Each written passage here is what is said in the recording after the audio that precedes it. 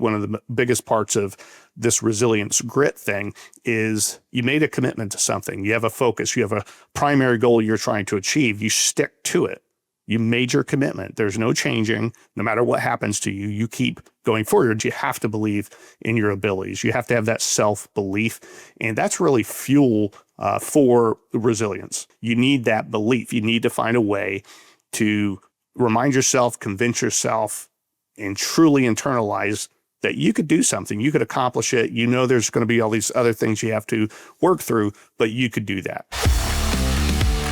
Welcome to Charge Forward Coaching, the podcast for committed athletes and individuals who want to achieve more on and off the field. Hosted by James Blasco, certified mental toughness and resilience coach. You'll gain insights and inspiration from elite athletes, coaches, and others who know what it takes to excel. Are you ready to go to the next level? Then tune in, get inspired, and let's charge forward. Now here's your host, James Blasco. Hi, and welcome to the Charge Forward Coaching Podcast. I'm your host, James Blasco. Today, I wanted to talk a little bit about resilience. Now, we're all familiar with how important it is to be resilient, to not give up, not quit, those types of things.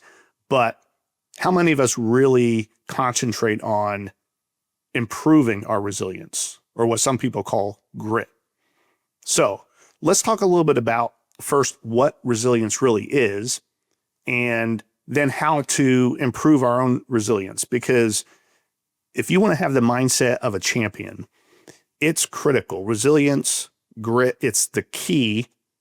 It's the key, at least one of the major keys to a champion's mindset. Because if you give up along the way, whether it's in training, in the moment of a game, or so forth, right, your career, it's hard to be a champion. So we have to understand what it is first, and then how to improve it within ourselves. So let's talk a little bit about what resilience or grit is. And Angela Duckworth, who wrote the book Grit, she defines it as passion and perseverance. Now, passion isn't just something, it's fly by the night, something you have an interest in now, and maybe today or tomorrow or next month, your interest level isn't as high. Passion and interest is about something that really you focus your life on. It's something that you feel is so important to you, whether it's striving towards a specific accomplishment or learning how to do something better. No matter what it is, what you're zeroed in on and focused, that interest is there pretty much forever. It could be the center of your life's focus. And with that, you don't stop. That perseverance comes in because no matter what you're doing, you're going to have challenges, setbacks, things you're going to have to learn or adjust to and change. And if you're passionate and if you have that interest that drives you, you just need to team it up with perseverance and don't stop. Look at setbacks as things you could learn from, have that growth mindset. There's a story of a gentleman. His name is Alex Zanardi, and you might know his story.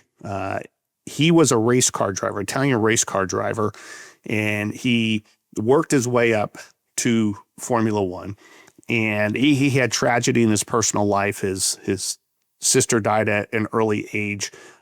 He kind of was held back for a little bit from doing the types of things he wanted as a child, as a young man, because his parents were obviously scared that maybe they would lose him too.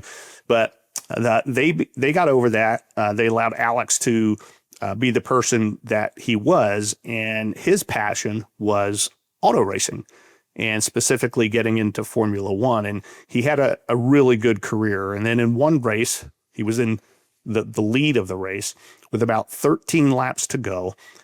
He came out of the pits, and something happened. His car spun onto the track, and he got hit by another driver going over 200 miles an hour. And instantly, his legs were no longer there. He hit the front of the car and his legs were destroyed. It took him a long time to recover, obviously. He was in a coma. When he came out of the coma, one of the first thoughts he had was not, woe is me. His first thought was, wow, I got to figure out how I can do all the things I want to do in life just with no legs. So that's what I'm going to do. And so he had one of the most positive growth mindsets you could possibly have. And he went on not only to do some other great things that I'll mention in a second, he went back to the track where he crashed. Thousands of fans showed up. He went by himself in his car, and he completed the last 13 laps of that race. And he didn't just drive around slow. He went fast enough that he would have qualified in the third row of that race. That's how fast he was going. So he took that opportunity. He had to get that out of his system. He didn't want that race, that crash, to define him and really put him in a box. He wanted to finish that race and then move on. And he got into being a paracyclist, and not just any paracyclist. He went on to be a world champion, winning many, many races, won several gold medals in the Olympics, and then became a triathlete. And so he just lived his life. He had a passion for everything he did. Competition was definitely one of the passions that he had at the highest level. And unfortunately, he ended up getting in another serious accident during one of the events. And to this day, he's still recovering. But Alex is looked at as one of the most positive growth mindset individuals out there. And if you have a chance to read about his story or watch some of the documentaries or videos, I highly suggest you do that. When you hear him speak, you'll feel what I'm talking about right now. That grit, that resilience, that passion and perseverance, not just for what he's doing on the racetrack or in the Olympics, those types of things, but just in life in general. So real quick, let's talk about how the 4C's. I always talk about the 4C's of mental toughness. Hopefully you've learned a little bit more about those now. What kind of role are those playing with resilience, and what is resilience doing within the 4C's? So first, let's talk about control. Part of resilience is controlling your emotions, right? When you have those difficult periods, those challenging times, those major setbacks, your emotions are going to be there. You don't want to ignore them, but you do want to manage them and control them and use them constructively. And next is commitment. Maybe one of the biggest parts of this resilience grit thing is you made a commitment to something. You have a focus. You have a primary goal you're trying to achieve. You stick to it. You made your commitment. There's no changing. No matter what happens to you, you keep going forward. You may have to adapt, maybe do something differently, but you continue to go forward. Next is challenge, because you're going to have setbacks, right? And things that trip you up a little bit, but you got to accept those and learn from those. Make sure learning is a big part of your process in your journey, because that's really going to help you to adapt and modify things so you can continue to persevere and work towards that goal. Last is confidence. You have to believe in your abilities. You have to have that self-belief, and that's really fuel for resilience, right? It's like putting the gas in your gas tank. You need that belief. You need to find a way to remind yourself, convince yourself, and truly internalize that you could do something, you could accomplish it. You know, there's going to be all these other things you have to work through, but you could do that. So hopefully this information helped. Do check out Alex Zanardi's story. It is amazing.